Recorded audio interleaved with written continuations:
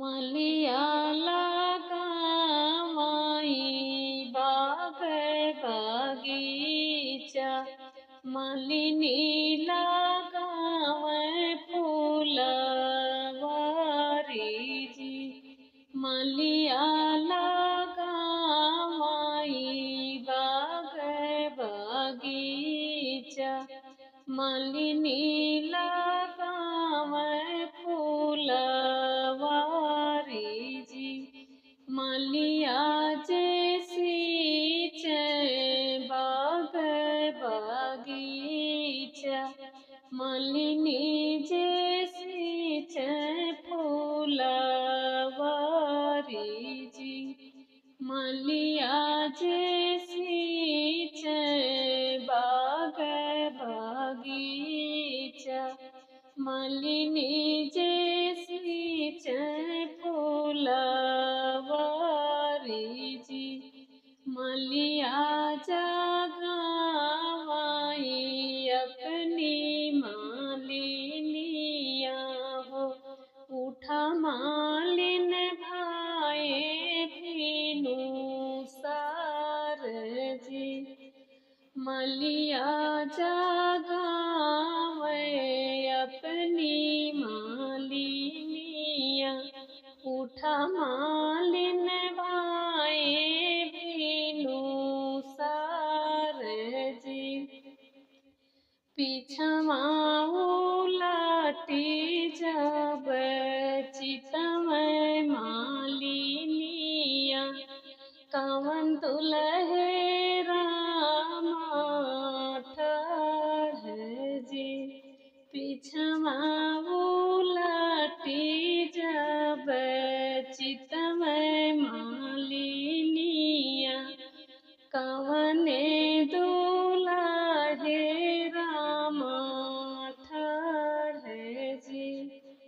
कवन जरूरत तोहरे पड़ल ये दुलहे, तू तो आया बड़े भीनु सार जी।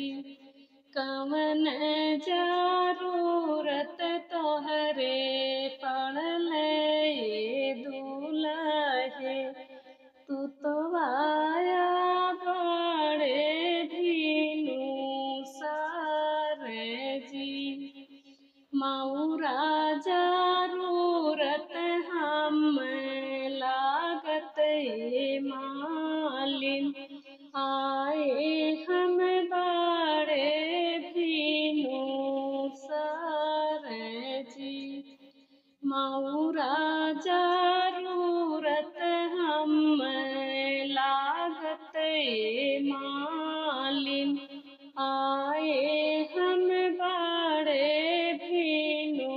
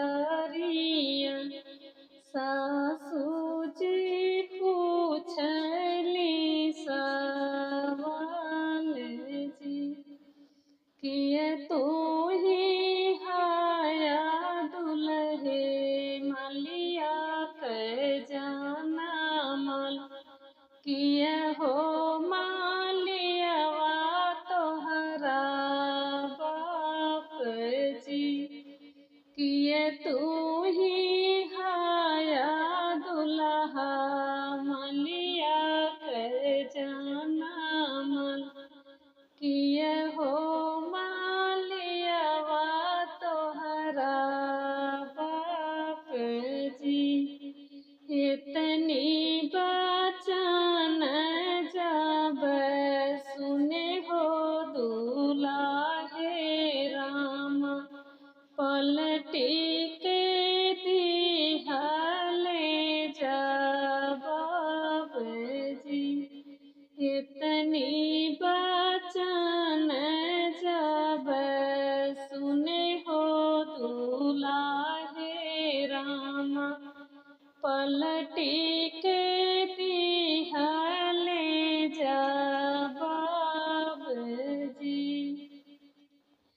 नहीं हम हाई सासू मलिया के जाना मन नहीं हो मालियावा हमरो बाप जी नहीं हम हाई सासू मलिया के जाना मल नहीं हो मालियावा हमरो बाप जी तोहरी बिटियावा सासू मलिया के जाना मन माली लागे ससुर हमार जी तोहरी बिटियावा